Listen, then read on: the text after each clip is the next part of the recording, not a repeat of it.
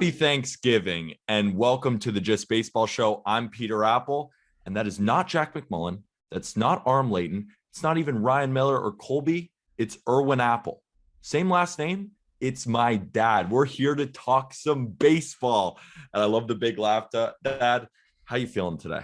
You're on the Just Baseball Show. I'm feeling great. I'm so excited. I feel like I finally made it. I want to say to Jack and Aram, I love what you guys are doing, and I'm really happy to be here. And we really wanted to do this because Thanksgiving is a family day. And you and I have been talking baseball ever since I was born.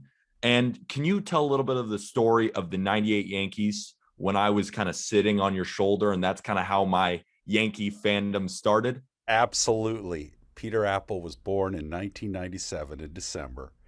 And in 1998, we basically spent that whole magical season with Peter in his first year of life, lying on my chest as we watched pretty much every Yankee game that summer. And what I remember was how it felt like every single day you knew we were going to win. Yeah. The grit on that team, the comeback ability on that team, you never felt they were out of it. And I feel like that is the identity of the great Yankee teams, that they are never out of it. You feel like it could be 2 outs in the bottom of the ninth inning. They will still come back. And when they have lost that, yeah, then I think they've lost essentially who they are.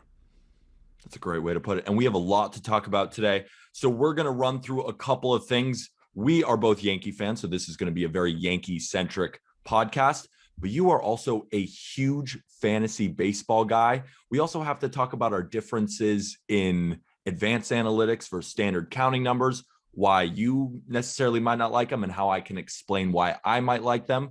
We also got to go through this Yankee team.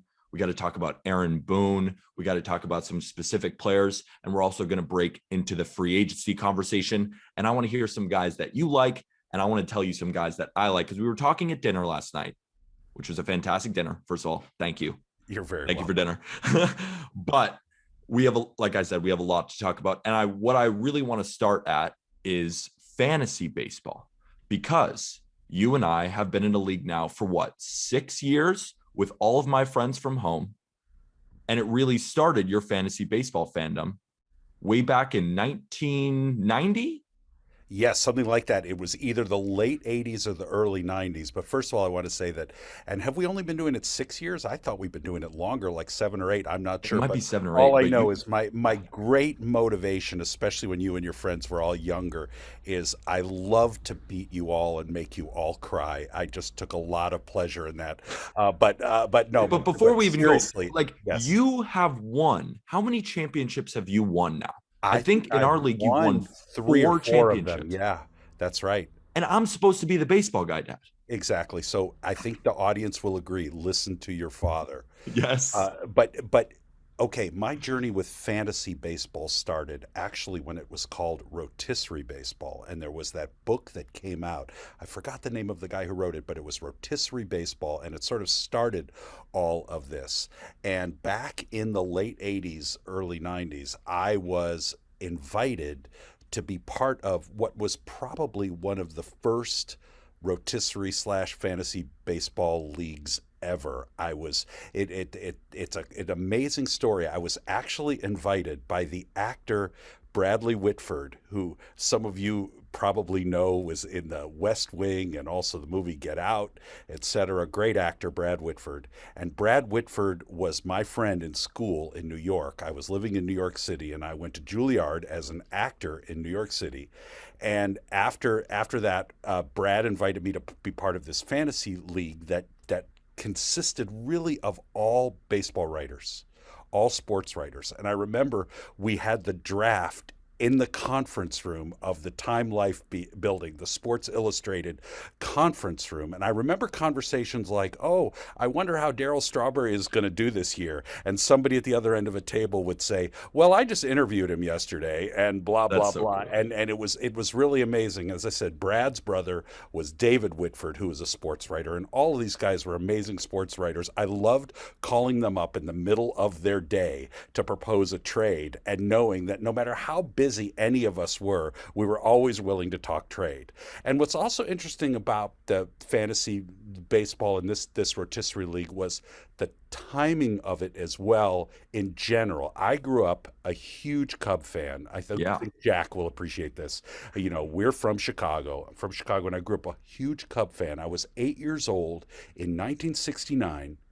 And for any of you who know anything about 1969 and the miracle, the amazing Mets, I was an 8-year-old Cub fan crying every single day in the summer. I remember things for any old timers out there, like Don Young dropping a fly ball in center field. And I remember Tom Seaver almost no-hitting the Cubs. I think Jim Qualls or something got a pinch hit.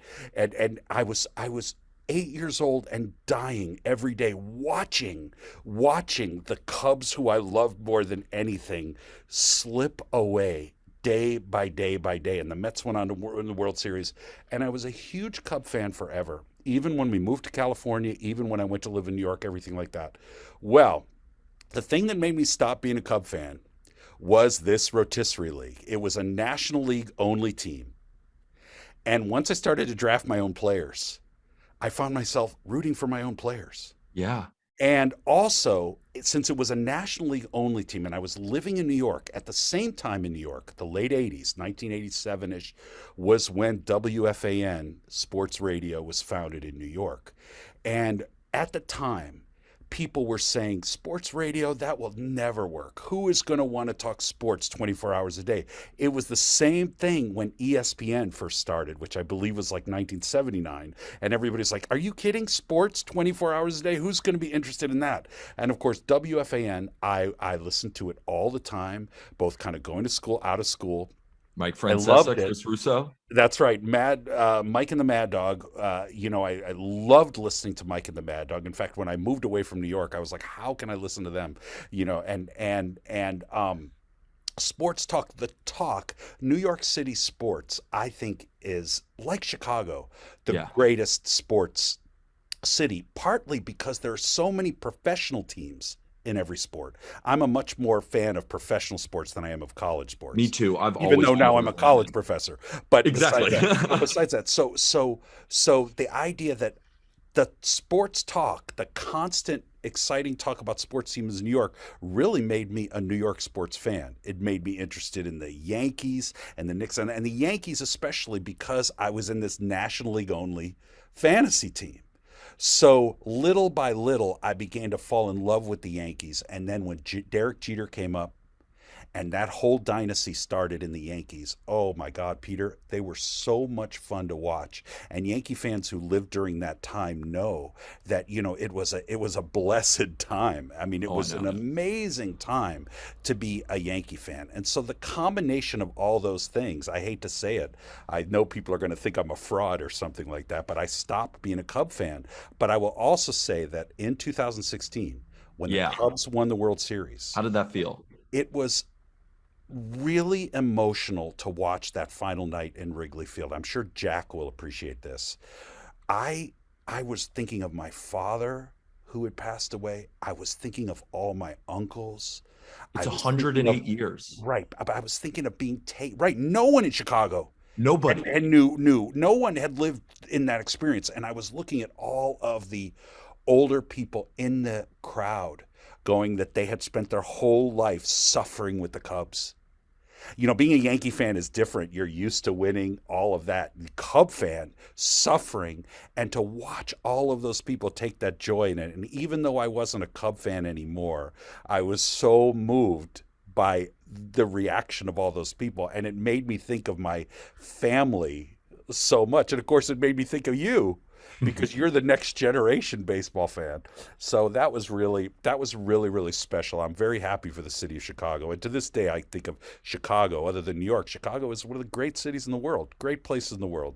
And as we transition into this new age of Yankees, who haven't won a championship since 2009, we've kind of been in a rut, and we've been kind of not. It's hard to explain. It's not that we're staying. It's almost that our mentality as a Yankee fan is still staying in those late 90s teams, even though we haven't really developed since then. But baseball has developed since then. And especially, I wanted to talk to you a little bit about WRC plus, about FIP, and why I particularly like these stats. Because we were talking last night. First, give me your opinion on all these advanced stats. Okay, the first thing I'll say is, what the hell is WRC plus and FIP? FIP sounds like, I don't know, a snack food or something. I mean, like, first of all, no, I am not like one of these kind of old fuddy duddies. Oh, get off my lawn and like, oh, the old stats. No, my problem with these stats are what has happened to baseball is the stats that are being celebrated. For any of you who remember, I feel like it's a league full of Dave Kingmans. And I know many of you don't know who Dave Kingman is, but Dave Kingman was a power hitter who played for the Mets. I think he played for the Cubs too and other teams. And he was famous for hitting the ball a mile, striking out all the time, and popping the ball up like hugely and making outs all the time. And I feel like baseball has become a bunch of 212 hitters who hit a lot of home runs and strike out all the time, and it's excruciating to watch. And I know the stats. I know that people know way more about this than I do, but I refuse to believe that successful baseball, successful winning teams are teams that hit 212 and pop the ball into the air all the time. I mean, there is for example, when you and I talked about the Yankees last year and a player you really wanted the Yankees to get before you all were doing the podcast, I think you really wanted us to get Michael Brantley So badly. from the Astros, and then he re-signed with the Astros, and I was so with you on that. The Yankees need more Michael Brantleys. They need line drive hitters. They need players who can put the ball in play and get something going. Now, I'm sure that all the advanced analytics prove me wrong, and I know everybody's in love with exit velo and all of that, but you know what? To me, that's all window dressing. Do you win games? Yeah. Are you proving you win games? And what's frustrating about the Yankees is they're not winning enough games. It's that simple. And believe me, so. But I don't think, my only thing about that is I don't think advanced analytics, you can put that in that same conversation, because the teams that are obviously using all this data, the Rays, the Astros, a lot of these teams are winning. And maybe are we slightly behind? I think they have better talent. Yeah, I think they have better talent. I think like you can say, and again, I'm not one of these guys who's saying that obviously, because I think what advanced analytics do. So, for example, like FIP, what FIP is similar to ERA, because what it does is it focuses solely on the events that the pitcher has control over. That's the big thing, because there's a lot of luck involved in baseball. So a lot of these advanced stats try and focus in on what they think is most important. For example, FIP, what they have most control over: strikeouts, unintentional walks, hit by pitches, and home runs. What it's doing, it's entirely removing the results of the ball hit onto the field of play. Because if you think about it, a pitcher can't control, where that ball goes or how the defensive player fields it. So it's kind of taking that out of the equation. But in baseball, what happens is what happens. And sometimes we have to judge based on that. But what these advanced statistic does is they take that kind of out of the equation. For example, WRC plus, what that does is it quantifies run creation, because more runs equal more wins, and it normalizes it so that what we can do is compare players in different eras. We can compare players in different ballparks. For example, a guy hitting in Colorado, a Nolan Arenado, a Trevor Story. They put up crazy numbers because it's much easier to hit in Colorado. Is it fair to compare those counting numbers to a guy who plays in Miami, where the park is huge, and he might not have those counting numbers? That's what these stats do, is it's almost trying to make it fair. And then on WRC plus, it's super easy to look at too, because 100 is league average. Every percent above that is how many percentiles you are above average. Everything below is below average. So for example, and we can start talking about this right now, a guy like Joey Gallo, who we saw on the Yankees, just didn't perform. I mean, I even have a tweet I kind of want to pull up because people are getting very upset with me on Twitter. Yeah, extremely upset. Wow. All right, let's see how many people are upset at these stats. Yeah. So player A versus player B. Player A played in 66 games in 2021. He hit 186, 317 on base, 317 slugging, walked 14.7% of the time, struck out almost 30%. The other player hit 160, 303 on base percentage, but he had a 404 slugging, so he did slug more. But he walked at a 16.2% rate, but he struck out at 38.6%. Player A is Clint Frazier. Player B is Joey Gallo. Is it fair to compare those small of a sample size? Probably not, but I wanted to kind of let it known that Joey Gallo was just not that good of a player on the Yankees. But looking forward, do you like him on the Yankees? Because if you look over a full season, he's still a good player. First of all, I just took a nap when you went through all those percentiles. And the reason is because I have something that I particularly use. It's my advanced stat. It's called Your my eyes. And I actually watch a lot of times, advanced analytics don't account for things like a player who's hot, a player who hits in the clutch. I don't know how Derek Jeter would have fared in advanced analytics. I really don't. Well, I'll tell you. But I know that he's one of the greatest winning players ever. And I saw him every single day and saw every little thing he did to win. And so I look at Joey Gallo, and first of all, he's supposed to be some great fielder. He wasn't that great in the field. Secondly, he strikes out all the time. So basically, you talk about things that a pitcher can control or a player can control. If you don't put the ball in play, then you can't make anything happen. Yeah. And I see the Yankees over the years, when it comes to the playoffs, they don't hit. They don't hit. They don't get runners on base. And by that point in the season, their bullpen is gassed. Yeah. They are, because they've used it too much, because they don't have the starting pitching. And so if I know that the game has changed a lot. Again, I am not somebody who's stuck in the past. No, I know. I know that because you're a fantasy baseball champion. No, I'm a fantasy baseball champion. I know that I watch the game. I watch the games. And first of all, what I see is a lot of what the Yankees used to be great at. And this actually started, I think, a lot of this whole approach to hitting.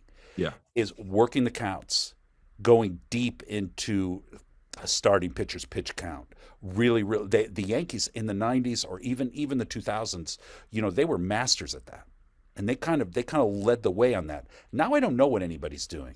There's nothing. There's no such thing as a two-strike approach anymore. No, I've had change. Such gripes with that. I know. That's why I like Rizzo, because at least Rizzo would shorten up. And he would at least try and put the ball in play, and that's why I liked Rizzo. But I like Rizzo. I think Rizzo. I feel bad for Rizzo because I think COVID really hit Rizzo.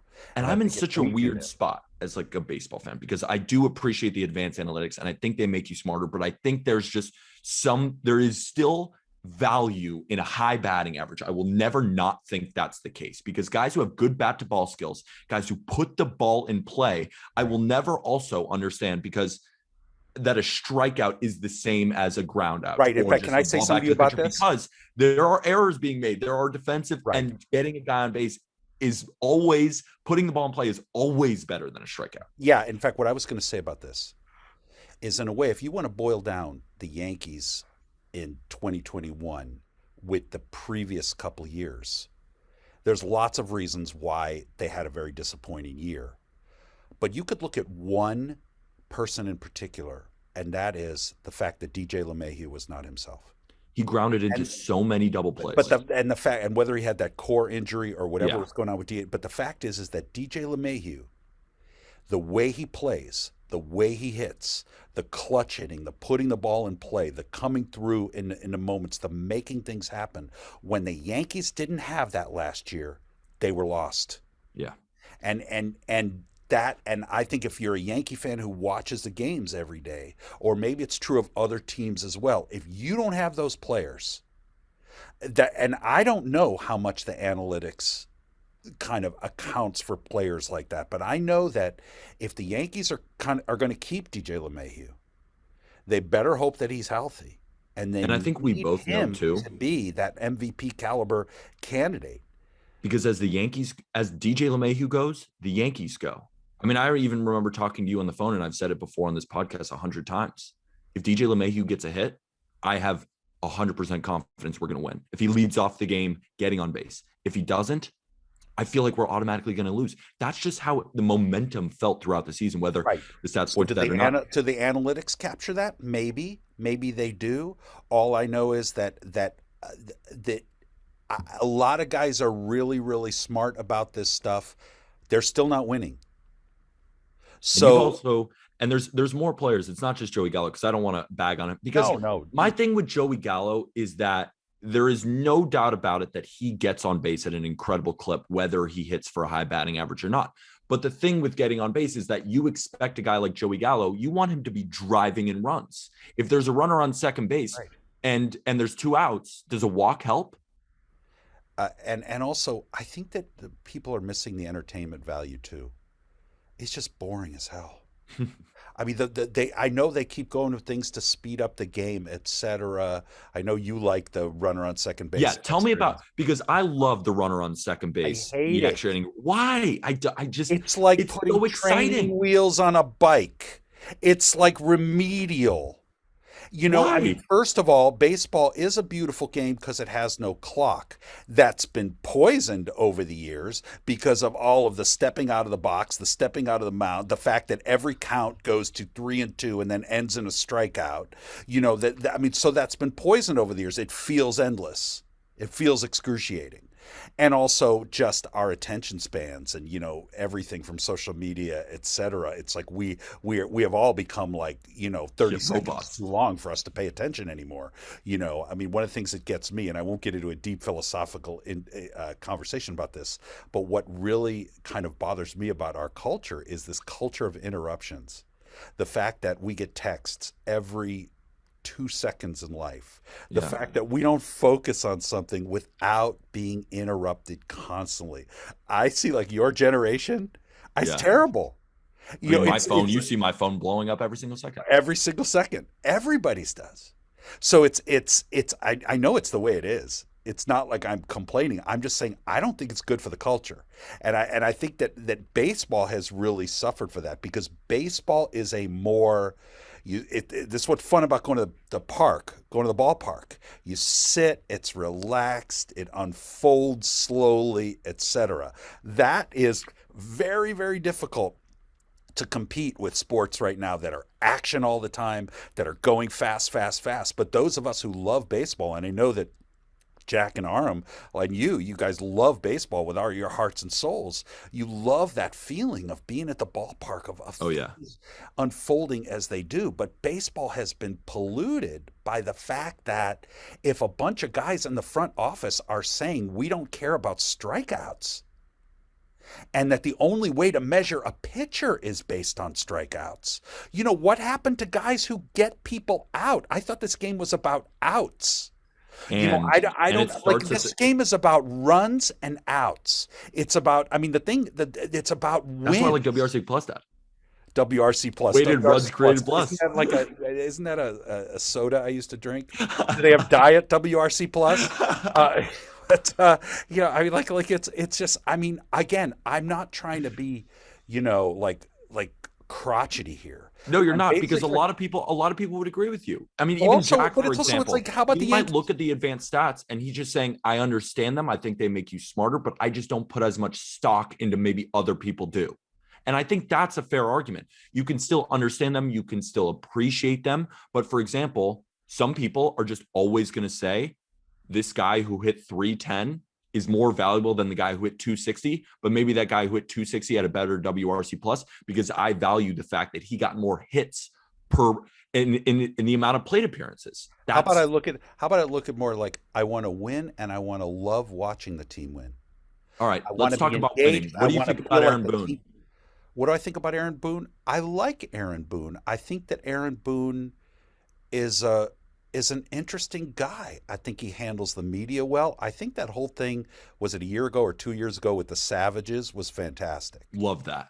And that Savages in the showed you box. kind of who Aaron Boone is. And He's a I player's guy. but Aaron Boone hasn't won. But then again, as you well know, as you guys talk about all the time, how much can we blame? I don't like the fact that baseball has decided that we really can underpay a manager, and that we really just need a manager who's going to do what the front office says. That's So how it who kind of knows feels. what Aaron Boone has the power to do? I think they're in sync with each other. I like that there's stability in the Yankee organization. My feeling, every day changes about whether Cashman should go or not. I do think that maybe the Yankees need an overhauling and a new way of thinking, but at the same time, these guys are good at their jobs. They Yeah. are. They're just not getting it over the hump. The And problem with the that's playoffs is that, I mean, we all know, you watch baseball, the playoffs is a crapshoot. You except can you know have what? the best team. For example, the Dodgers and the Giants, the two best teams this year. The Atlanta Braves won the World Series. Except I'll tell you something. I'll tell you why I don't buy that. I have been watching the Yankees since the 90s.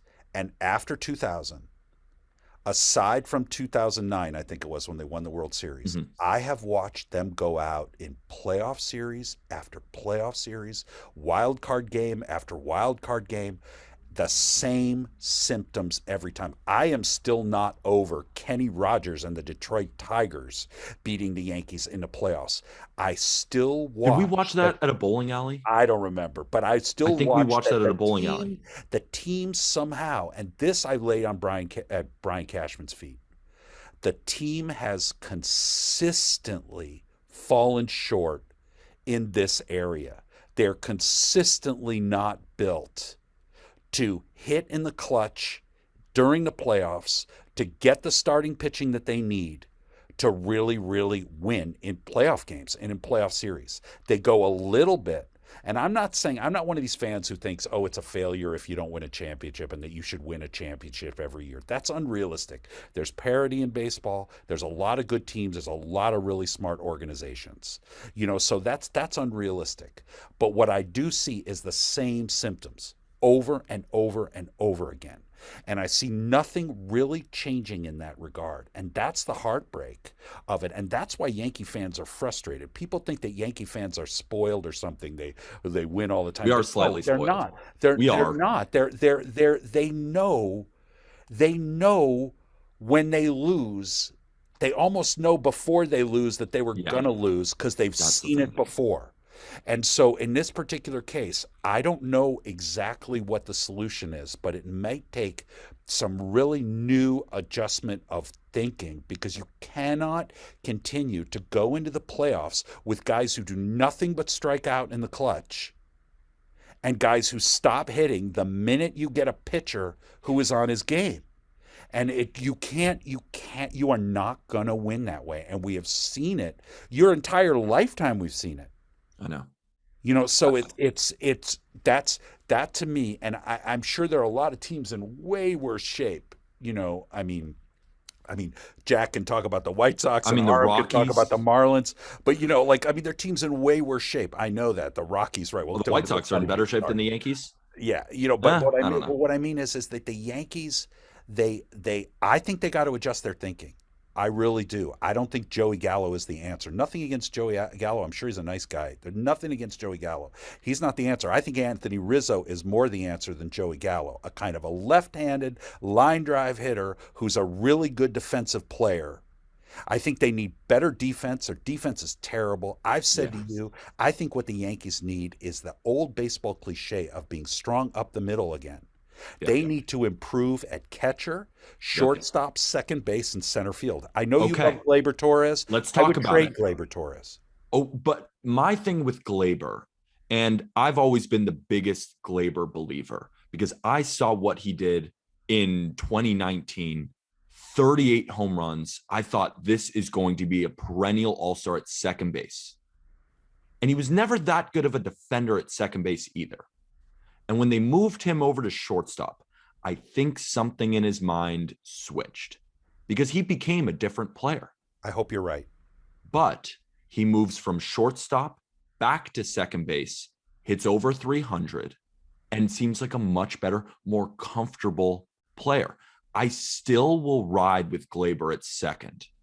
I I hear you. still will. I think he's such a talented player, and I think it's way too early to give up on him after a couple of tough seasons when he had to play shortstop. He has to play shortstop in Yankee Stadium. He still is following the Derek Jeter lore as a young guy. Remember, even a guy like Didi Gregorius took a while to get adjusted as well. Right. It's a Although hard I'll say, no, position. I think you could be absolutely right about this. And I certainly, I'm rooting for Glaber.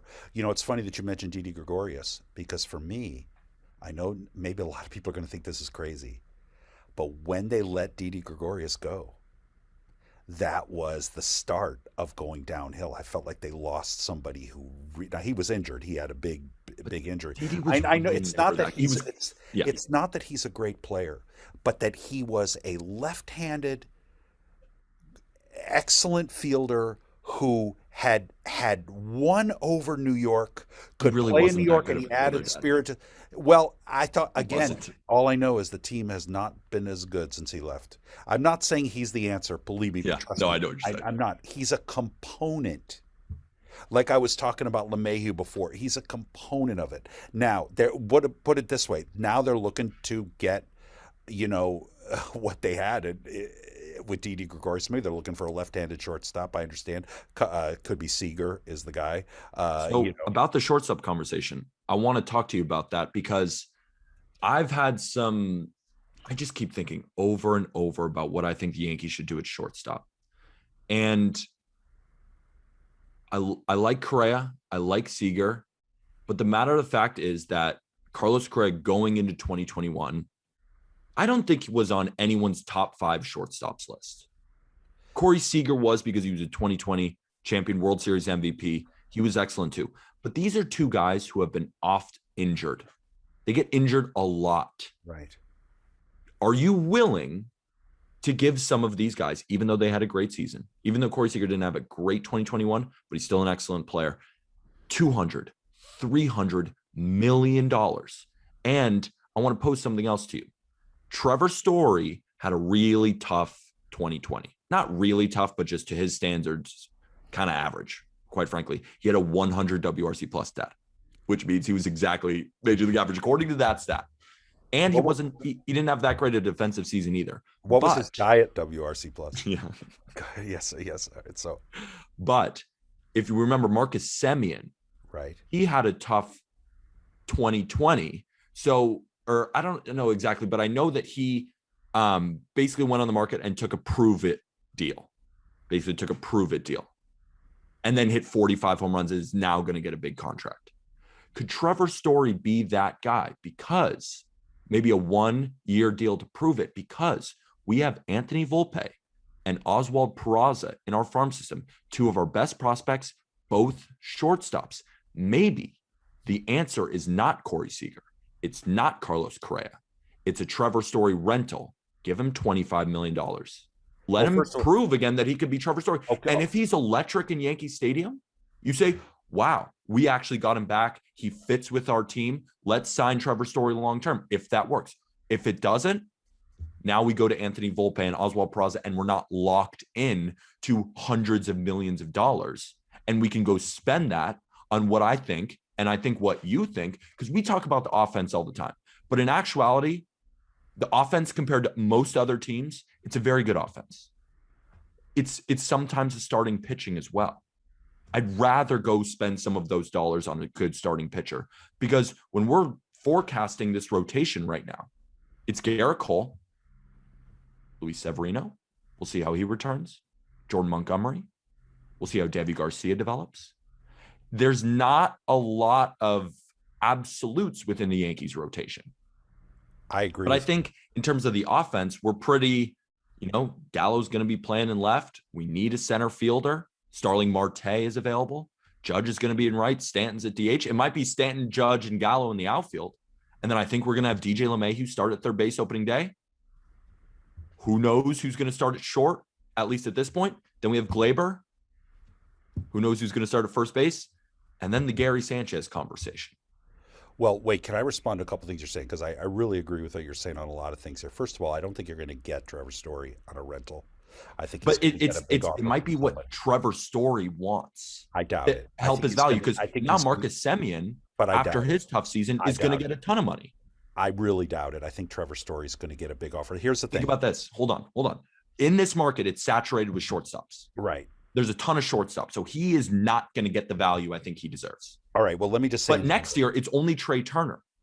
So if Well, he has I 1 like year, Trey he Turner. could get a bigger contract on a prove it deal. After one bad season, then he comes back and say, "No, I'm really Trevor Story." Okay. Well, again. forget about Trevor Story for a minute. In general, I agree with you that even though this is a premier class of free agent shortstops, maybe the best free agent shortstop class ever, I'm not sure we should sign any of them because I'm not sure we should lock. I mean, Francisco Lindor is a case in point.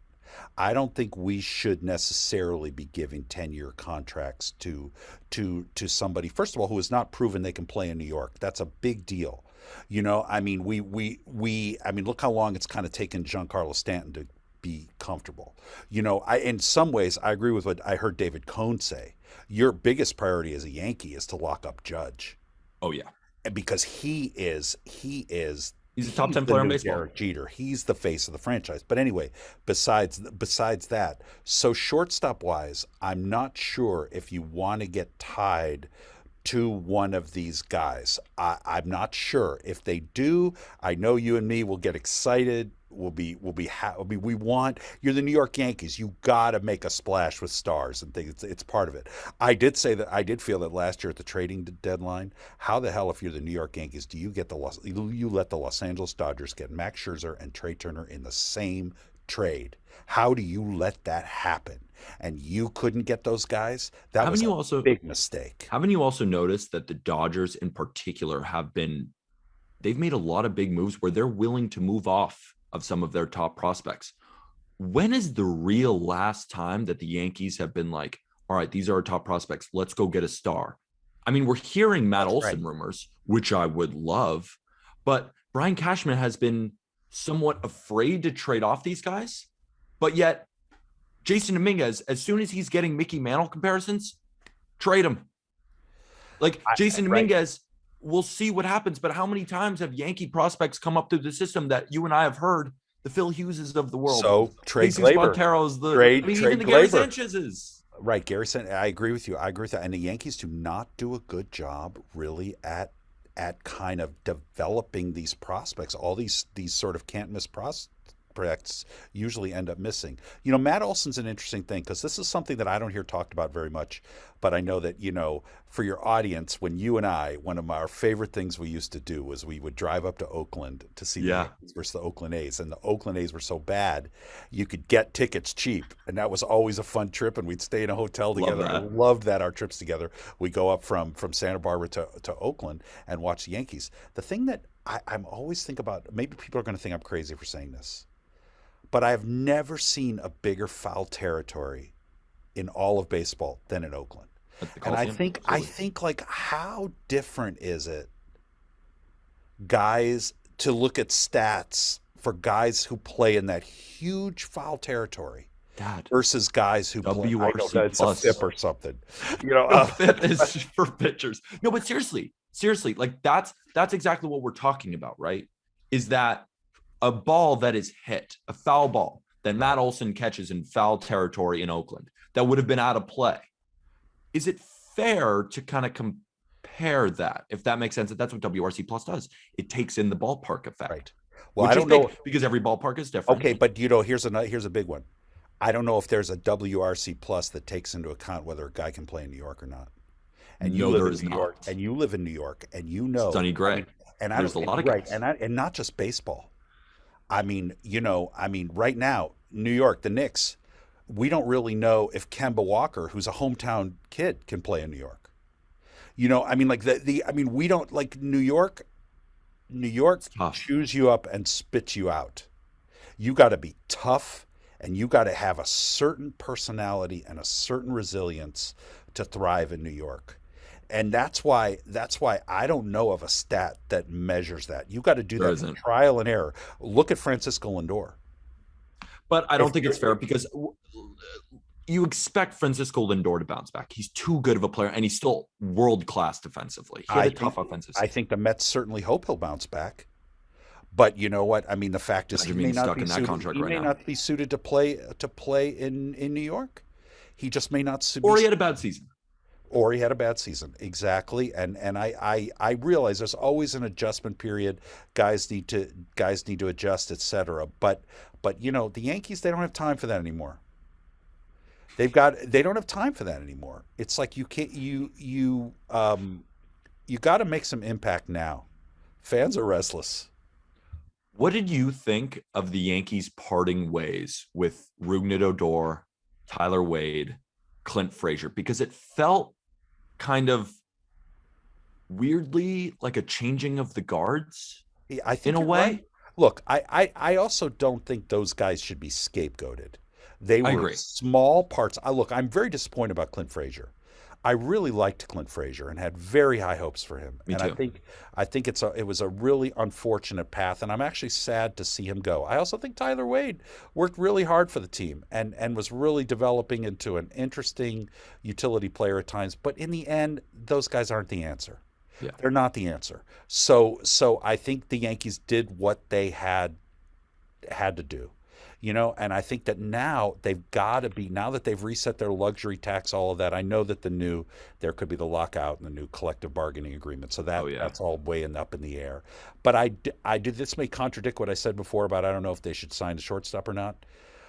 I do think they need to spend money now. They are the Yankees. I The agree. Yankees and the Dodgers have got to use their advantages, which is they have the money. They have to use their advantages over other teams. They just have to do it, you know. See, the problem is, I don't even think it has to be a money thing. The Yankees farm system, and we talked about this on an earlier episode, they have made leaps and bounds this year. There are so many players who had incredible seasons that maybe we need to cash in on some of those seasons and really be the Yankees. So when I'm considering looking at some free agents, I want to go get one of those Oakland starting pitchers. I want Frankie Montas. I want Chris Bassett. And I think that we can come up with a package and trade some of these guys. Let's And get win what right now. Olsen when one of those guys in the same deal. Exactly. Maybe? Like, what if we got Matt Olson, Frankie Montas? It's going to be very expensive, but throw the kitchen sink sometimes. Yeah. I mean, I think Volpe is really the only untouchable. If you have to put a Jason Dominguez in that type of deal for Matt Olson to get Frankie Montas as well, because I love Frankie Montas personally. And I think you could also, there's a couple other teams. Arm won't like this, but I hope the Yankees trade for Sandy Alcantara. He doesn't want any of our players, but I want guys like that. Yeah. Young, controllable starting pitchers that are just big and have I'm totally with pitching you, well right Peter. now. Totally with you, Peter. Young, controllable starting pitchers, young, athletic players who mix with the veterans. That's why I wanted And- Ketel and Marte. also- I've been telling you about Ketel Marte for so long now. Dynamic, speedy outfitter adds a different dimension Well, to I the will remind you that one of the years when I won the fantasy championship, I picked up Ketel Marte when nobody knew who he was early in the year. Now, I'll be honest with you. It's not like Nobody knew who he It's was. not like I knew who he was either. You know, that's my strategy in fantasy. Just pick up guys, see what they do, throw them out if they're bad. You know. I want to end this with talking about the Gary Sanchez. Sure. The Gary Sanchez. Talking about the catcher position.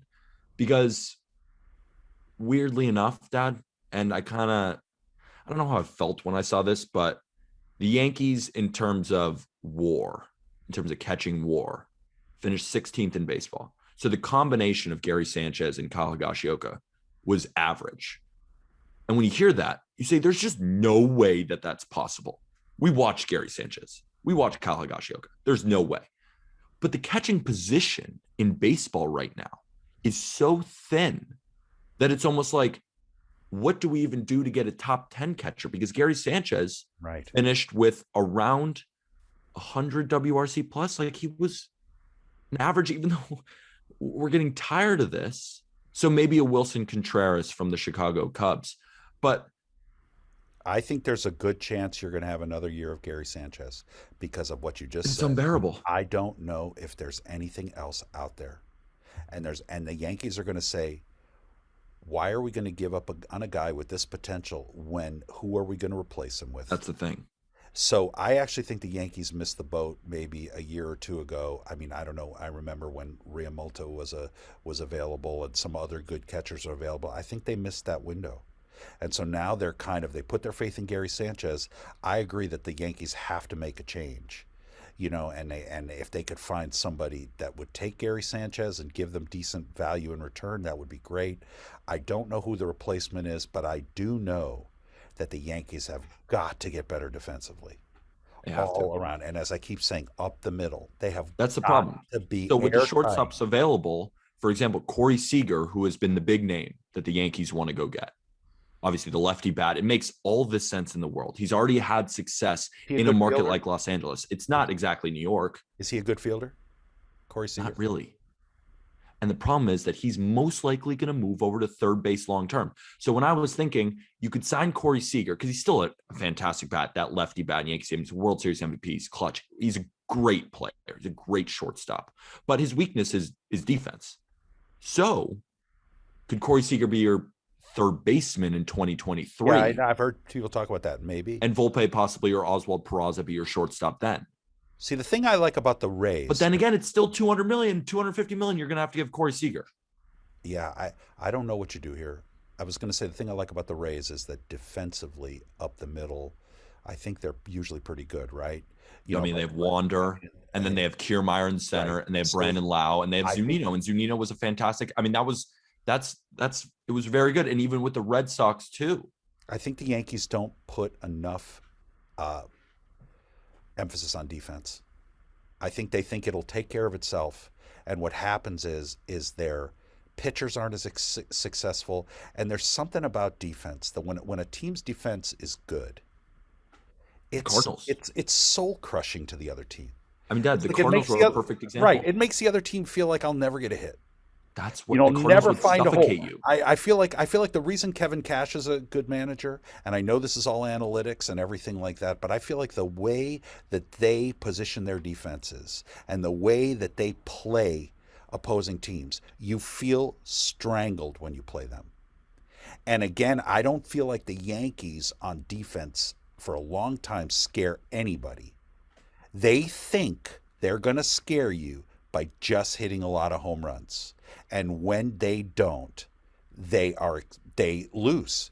And that's what last year was about. They had a big winning streak. They had a bunch of peaks and valleys. Their guys get hot and then their guys get cold. You cannot go on like that. If you want to, 90 games is respectable. You can win 90 games. That's respectable. And maybe you get lucky like the Atlanta Braves or the Washington Nationals and go all the way after being a wild card. Maybe you do. But you know what? It's not something to count on. They've got to get sounder in the way they play, I feel like, and I think it starts up the middle. And I'm just not sure. I just don't know enough. Like, I don't know as much as you guys about what catchers are available. I'm willing to take a chance on some younger guys, if there's some really, great. It's a problem also in the Yankee system. We have some catching prospects, but I don't know if I see the answer currently there. So I think the answer might be on another team. That's why I think Wilson Contreras over with the Cubs could be that answer.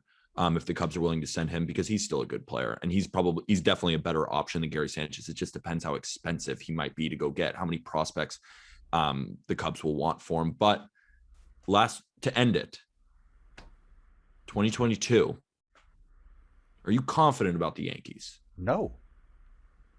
How far do you think we're going to go? It depends. They have a lot of work to do. They're not close right now. They proved in 2021 they're not close. They're not close. They teased you.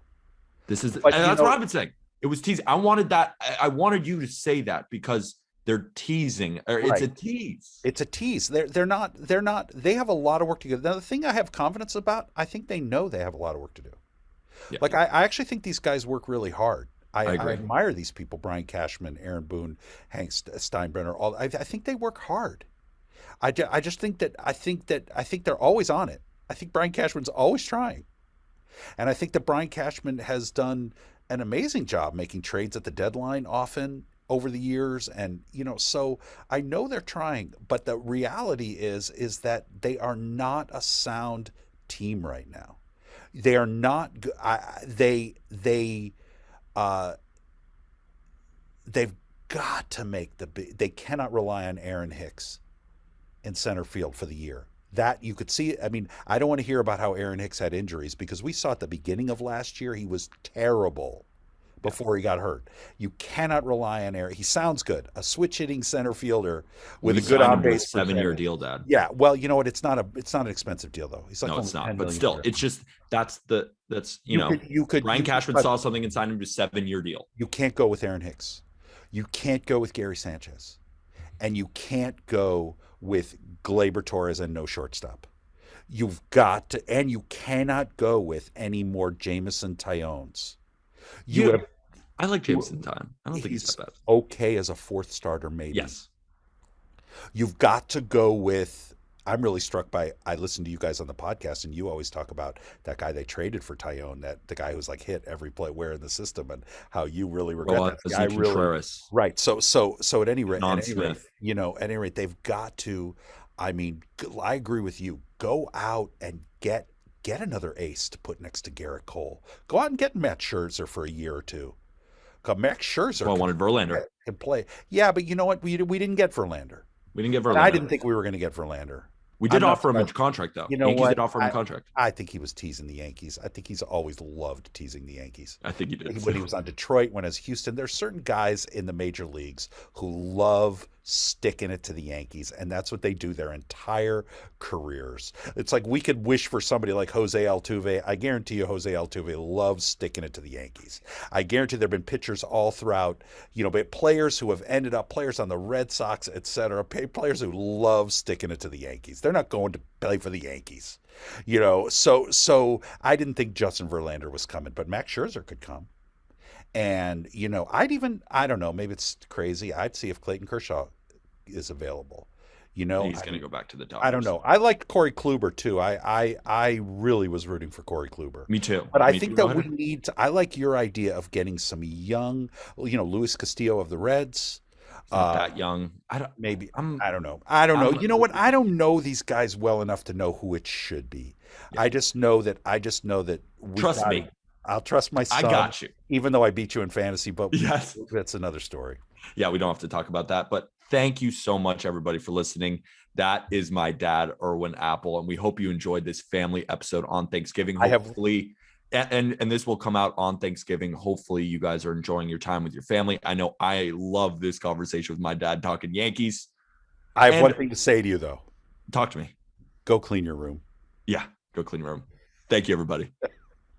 Thank you all.